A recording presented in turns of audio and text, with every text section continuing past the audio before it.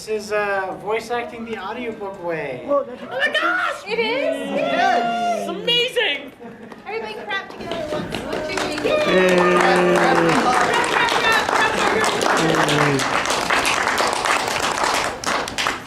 You can tell this is going to be a great panel. So, Yup. everyone here worked on the Prophecy of the Flame audiobook. It's a full cast audiobook. Louder. Yay. Everyone here worked on. This is Prophecy of the Flame. Oh, that's right. I'm sorry. I'm just a woman in this. Forget it. Prophecy of the Flame. It's a wonderful book, filled with lots of possibilities and fantasy. 5 strangers are yanked into a world of mysterious magic. Is that good? That's how I sound on that audiobook. I know. These are the last 2 we have. After that other panel, they sold like crazy. So we got 2 left at $30 each. If anybody would like a copy, I'm just gonna plug it the whole time. I'm just gonna plug it because why not? Those are the last 2 right there. These are the last 2. They're regularly $70. So we figured we'd bargain it out for 30. Start at the Those big. poor fools. Yeah, well, introduce yourselves. Start on that end and go down. Yes. Hi. I guess I am with you unless you want to introduce yourself. He's the tech. He's a tech.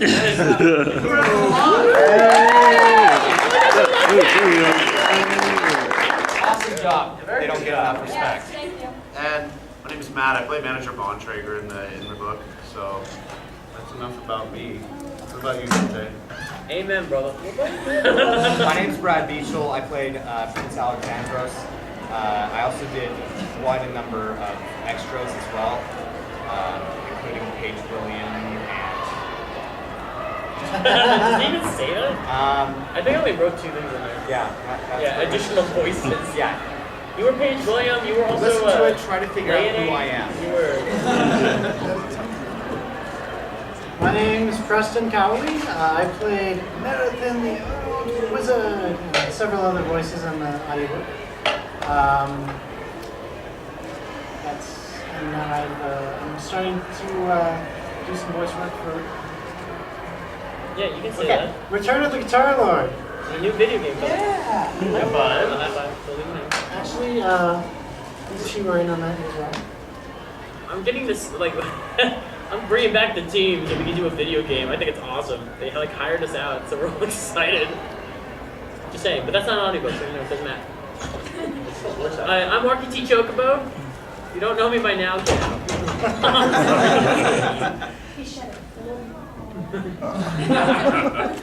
I believe it's called malting. I'm molting, excuse me. But I played the narrator and like a guy obsessed with bread in this audiobook. Like really, he was obsessed. Everything was always, bread, my lord, would you like more bread? My goodness, we have bread on the table. I just buttered some bread. How about bread? It's like when people go to Olive Garden and they're just like, we have breadsticks. Why don't we have this at home? We eat bread. This is amazing. So you're like the toaster from Dread Dwarf. Yeah, actually, sadly. No, that's cool. I'd rather be a Red Dwarf. Red Dwarf is amazing. Red Dwarf. Red Dwarf? You don't know Red Dwarf? Oh, forget it. Oh no, Anyway. I did see it. So yeah, that's me. I played the narrator. I played a female. I had to say the line, my panties dampen. It was really What? over and over again. Line. One of my lines was, my That panties requires dampen. Okay, it only made it into the book one time. But I had to say it over and over again because I kept laughing so hard. This guy, like Nathan, this deep voiced guy, sitting next to me, or standing next to me, and he just looks over at me and he's like, you play a female? I was like, what the heck? He's like, he sees me and I'm like, my panties dampen. His tall toxin pack is all I could think about was us having. Anyway. Can we get an 18+ rating for this show? Do we have one for this? Oh no, this is just family friendly. Oh, I'm so sorry.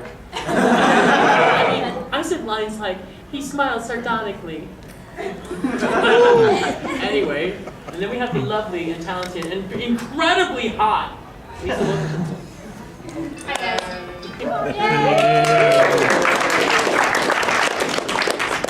My name is Lisa Wilkerson. I grew up in Tokyo, so I've done most of my voice work was really done in Japan.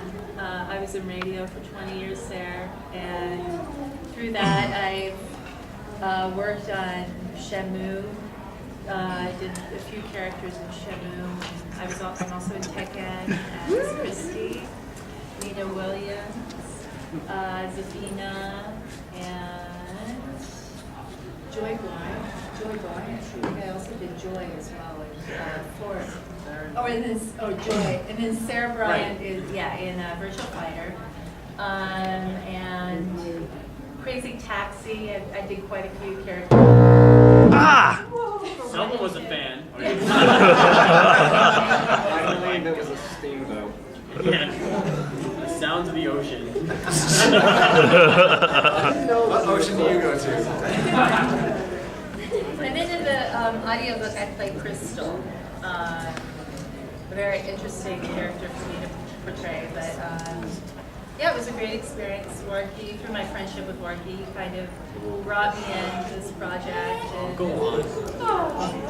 and it was a really incredible experience. We all got to work together in the studio and kind of, as I call it, synergize with each other, which actually doesn't happen that often in voiceover work. So it was a really great experience to be able to, feed off of each other for like a week. We were there for about a week doing the audiobook, and so I guess that's me. But Warky was also basically the casting director for the audiobook, so he's the one that brought us along. Editor. Yeah, I also edited and mastered it, and I did a lot. What didn't you do? I Didn't play your part. yeah, really, I didn't do your parts. I designed the cover with Preston, and then I just did the layouts and stuff for it. Beautifully and well done. Anyone can make an audiobook. You can do all the different parts. Right, just like me. We got another fan. Oh my gosh, they love us. So do you guys, are you here to know more about like voice acting stuff? Yes. Audiobook, okay. Is anyone here to learn about like anything other than voice acting? Sorry, can't hear you right now. What did you say? Is anyone interested in not doing voice acting? Like anything else? Let's do it this way. Is This anyone guy right interested here. in voice acting? Who's interested in voice acting? Raise your hand. Okay, good. Like a full house. That's great. Very cool. Okay. Well, how? I like you're like moderate. I don't know. Yeah, go ahead. Let's start. I believe they Do you banned just that in Britain. You contact have the to. publisher to set up a project like this to see if they'll fund it? Like, how does that process actually happen? I wish it was that easy. This book was actually self-published. Right. Right. The book was self-published through a publisher that did it themselves, and it's I don't know, since the author published it herself, she actually just approached me one time at a con and said, "Hey, I have an audiobook with voice act in it."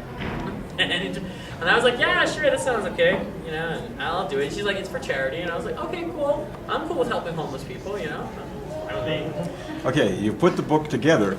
How are you marketing it? How are we marketing it? Yes. Number one con. One con at a time. Okay. One con at a time, just Facebook. I mean, are you putting it into like? It's on libraries and stuff. Okay. Like, Libraries you only rent, or you Right, check they- things they out. check But things. are you like in Barnes and Nobles and things like that? Have you got websites that you can get out no, there too? since it's the author is the one who does all that, like, so that's Lynn Hardy. Yes. Right, we were hired guys. Yeah, because I mean, as voice characters, yes, you can all get together and produce, but unless you've got an outlet for it, Well, the thing is, so actually the way that the roles are usually broken down for something like that is that, and of course every project is very different. But nowadays, because there's so many ways to, I mean, you can use Twitter, you can use Facebook, social networking and all that. And then also these conventions. But so stuff like that, the voice actor usually is not really that much of a part of. Unless you're requested to come for like panels or for signings and stuff like that. But with Lynn, she went to a lot of she goes to a lot of cons, and that's how she's been promoting her. I've been doing radio since 1960. Started out doing girls' voices, until I was about 11 and a half. Then I got fired, said come back in 6 months. And I go, why? You know? I hear you. Yeah, but it's a marvelous opportunity for everybody here to hear you folks talk and how it's all done. And I'm curious to listen to you and see how your experiences are in this. It is so awesome. Oh, you can? You've been listening? You guys like it, right? I was like, is that Marky or is that someone? No, that's Marky. I'm the narrator on it. And the obsessed bread man. Well, the question was on marketing. Yeah. But yeah, with marketing. Well, I know that Lynn has been doing a lot of she's put it in digital format, or it's in digital format, and she's been selling it over Amazon, and CD Baby, and a bunch of other things. One thing she does do is she actually has the first chapter up on her website. Is that still up there? Like a That's teaser. Okay. But that's what she did for a while. Well, right now she's focusing on the fact that she had some guy from Seattle. Excellent. I can hear you, God. Nathan, are you there? Here's the tech. I hear you. Wow. Okay. I don't remember what I was saying, but whatever. Seattle. Right. There was this guy in Seattle who he's apparently like we wanted to do films or something, and so he's saying, well, we should make this a motion picture, and so they're all going through development right now to make it a motion picture.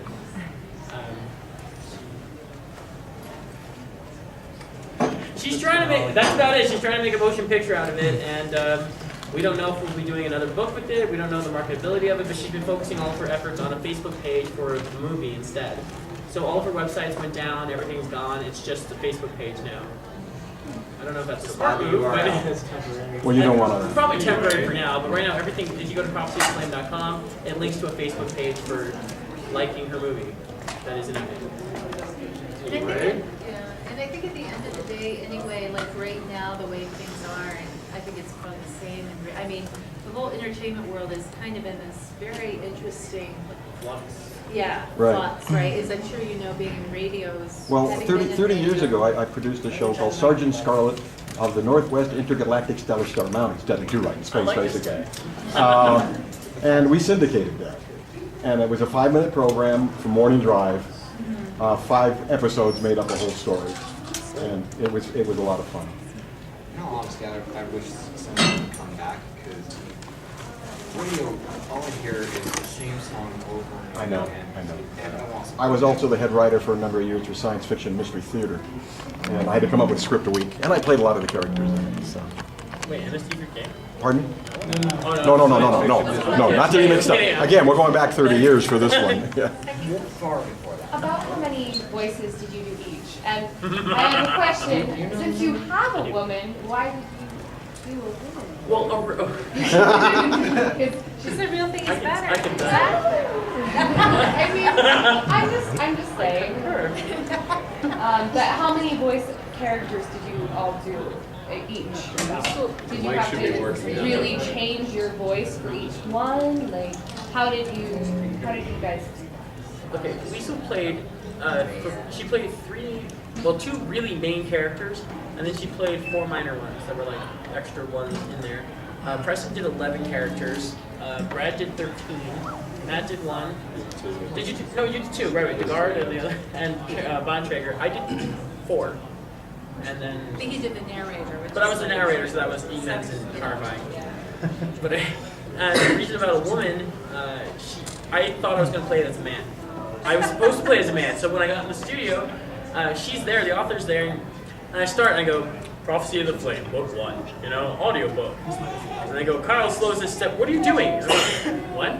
She goes, it's a woman's thoughts. You're going to play the part as a woman. And so the day of, she tells me I'm not playing it as a woman. And we had like 15-hour days. We were going like over 10 hours, and to hold it as a woman, let me tell you, it's not easy. Well, Morgan has done women's voice acting before. Right. But it was short. It wasn't like, it was like maybe a 4-hour session, but to do it for even longer than that was, it got to the point where she would give me a thumbs up and I thought I was doing really well, and she goes, no, Marky, that thumbs up is because you sound like a transvestite. She's like, go higher. So I played a female, not really by choice. And did you guys do vocal warm-ups or anything like that? Green apples. No? Like, like singers do? Or It was a really quick thing. We didn't have a lot of time, really. So we just got in, got out as fast as we could. Usually it's in your talking range. You don't really have to warm up as much. Yeah. We did have a trick that I learned from Johnny on Tosh, which is taking green apples to make our voices crisper. What else did we do? Lots and lots of water. It depends on like what your character is, what your voice acting is, and what you prefer, whatever. Some people don't really need to warm up very much, but you know, for my part, I was playing an old man, and it was important for me to like really get into the character so I could keep that voice up there.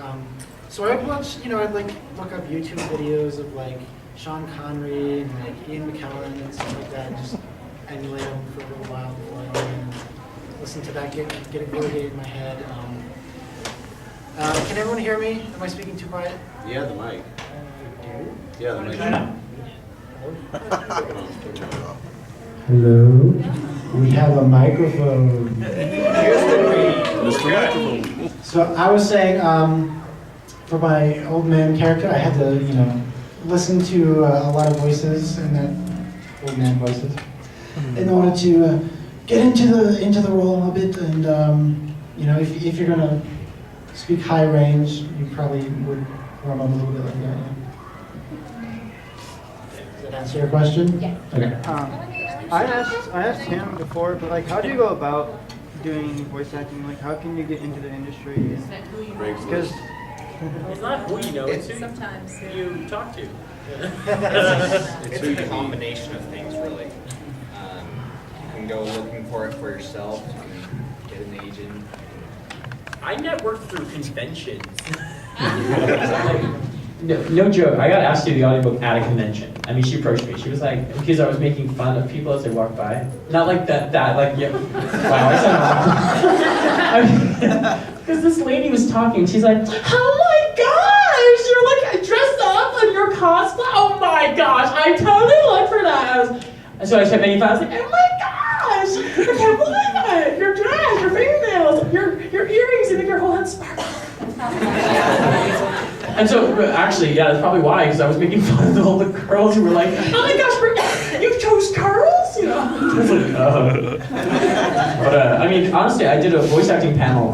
They had a voice dubbing panel. I did the voice dub, and then they said it was really good, and I actually got to network with different people over at Media Blasters and stuff. I got to talk with them because they thought I was really talented for it.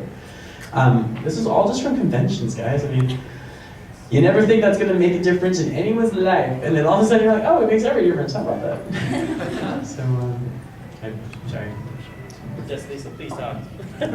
Yeah, and I'll just go ahead and go back to your question really quick as well.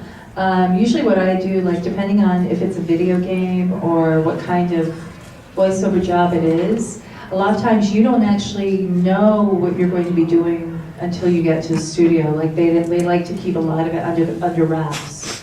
But you know, I mean, of course, unless it's like, you know, you're replaying a character, like say with me, with Tekken, with Nina Williams, you know. But even then, you don't know the lines that you're gonna be doing. So there is mental prep that you sometimes do.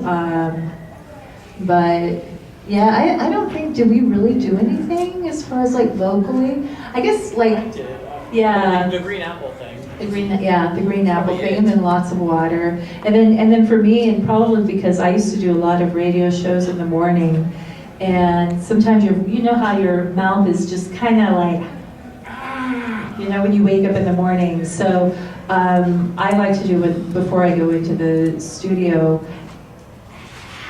you know, just like really stretch out my muscles a lot. But I was doing at the same time, multitasking. But yeah, like he was saying though, like there's so many opportunities, there's so many ways now to get into voice acting, you know, and you have like those websites like voice123.com, Voiceover Planet, like all these. The only thing is you have to be careful because sometimes they'll just take that monthly fee, of course, and then, you know, you won't necessarily get a gig. right? There's, no one knows, and I've looked at so many discussions online, you know, panels, whatever, and none of us really know whether or not they really work to your benefit exactly. Yeah, so, but. Okay, I'm personally not really interested in voice acting, but I am interested in making audio versions of my fan fictions. Would that be a good idea for me? Like, at least aspiring voice actors, I could maybe.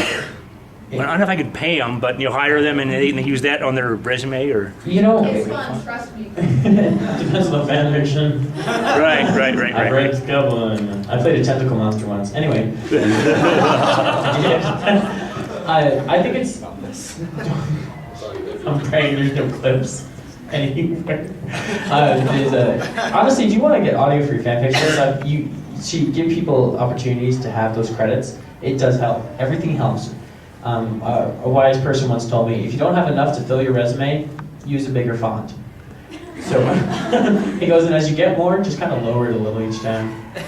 No joke. And he says, it's funny, but that's what you do. You have to. I don't have this much. Well, here you go. But when it comes to that, I'd say go for it. If you want to do audio and things like that for fan fictions and things, that'd be great. Get the opportunity out there. I just want to make sure, just for since it's fan fiction, it has to be like nonprofit and all that jazz. Would I have to not pay them, or? You can hire people and say it's an internship. Just tell them it's an unpaid internship, saying that I'm going to give you a credit for this. It's going to be published out there for whatever. If it's my fan fiction of this, and I'd like it done. I'm the author of this, and then you let them know that use this on a resume. And if it comes back to me for whatever reason, then I will vouch for you that yes, you did this work. And then always. Great contracts. Always get a contract. Oh my gosh, do not do it without a contract. Even if it's a cruddy one that says, you will do this voice for free, and then sign it. No joke, get a contract. So even it's over the internet, just tell them that? Yeah, why not? Okay, No matter all what right, side of the sign. contract you're on, get a contract. Yeah, no matter all what right. side you're on, always you get got one. it. And then, duplicate. What would you say is different with voice acting, audiobook versus another types of voice acting? Well, with anime, it's dubbing, it's overlay. It's called overlay and prelay. Prelay is when you don't have to worry about fitting the voice into the time slot, and you don't have to dub something. It's like a punch-in or something. But when you do prelay, you have the freedom, the carte blanche. There you go. You have the freedom to take as long as you want, take as little as you want, depending on how you feel or develop the character or what the vocal director allows you to be or say or do. And so you have a lot more freedom to be emotionally, give more emotion, give more feeling into each part that you voice act in. And I think that's a lot easier to do it prelay, obviously. But we have a lot of talented overlay people. And also, one thing to keep in mind is voice acting is not just like video games and anime and stuff like that. I mean, because I've done so many commercials and stuff like that. I was the voice for Panasonic for 4 years, and it literally was just one word: Panasonic. Yeah, exactly. Yeah, so I've done a lot of that kind of stuff as well. So. It's just always kind of different. But the audiobook, the one great thing that I kind of go back to this, but it's just that group experience that you get that's kind of great, which I think is special though with our audiobooks. A lot of audiobooks don't have a full cast. But when you can get something like this, because it is more expensive really to bring in all the actors at once, at one time, in one location, and so I think that would probably, for me, would be the biggest difference. You had a question. You mentioned earlier, you have 4 hours or something, or you have 10-hour days. How long does it take you guys to say a page and through the manual? How long would it take you? How many hours would that take? We figured it out that it was for the audiobook that we did. It took us roughly 15 minutes a page to get through it all. With it's about 15 minutes a page. And so we started realizing, we're like, well, this chapter is 4 pages of this, the way the script is modified for us. Because it has line numbers, not like the book. So don't think it's a small one, it's a way bigger page. But Yeah, we took out 15 minutes a page, so chapters would take us like roughly an hour and a half, maybe even 2 hours. It depends on how long it was. Some places, yeah, it all depends, honestly. But for that one, it was that long. I'm just curious. You guys are probably like zealous in the studio. But credit for you guys for not like suicidal.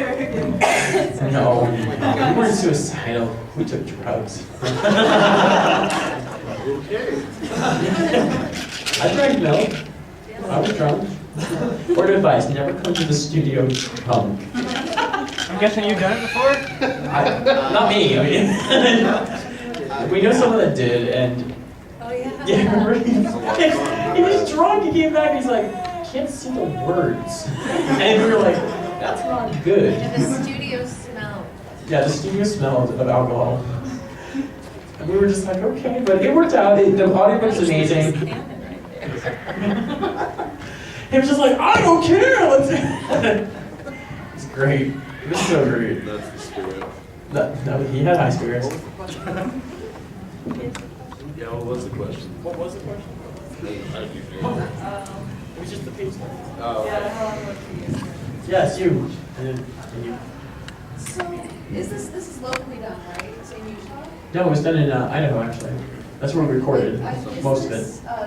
Like, is there a market for this in Utah? Is there places where we can do full cast, or even just one person audio recording for books in Utah? There is now. Oh yeah. I'll do it. I'll plug it. Why not? I have a studio now. I own an audiobook company, a recording company, basically. But we do, I guess, audiobooks mostly, because that's what people keep asking us to do. It's called Dragonfleet Studios, dragonfleetstudios.com. And it's... Wow. And it's just funny because I just happened to make it a business as of like yesterday. Because I did the audiobook and it came out great and people started asking me to like work with their businesses. So I was like, well now I'm legitimate, I better have a company. So now I have one and people will hire us out for video games, for whatever, and I need like actors and things. So if you've got cards or business cards or something, it's time to pass up. Like seriously, you can give me your card. If you want, email me at warkythechocobo@gmail.com. If you don't know how to spell Warky the Chocobo, you're like everyone else. So, I'm also at facebook.com/Warky, or Warky the Chocobo. Anything, if you type in Warky, W-A-R-K-Y, you will find me. There's like 150 Google pages. And a Wikipedia page now. But yeah, so since I got Dragonfleet Studios, I hire out these guys. Like, I'm like, come on, let's I approach them like, do you want to do a video game? They're all like, yeah, sure, let's do one. And now we're going to do Return of the Guitar Lord, which is on Xbox and PC coming up, so we're excited. So yeah, no joke, seriously, I will be utilizing these things. So if you email me, if I have a need, you will be contacted, I promise. But I need demo reels also, stuff like that. Like you have to have a demo, I gotta hear your voices.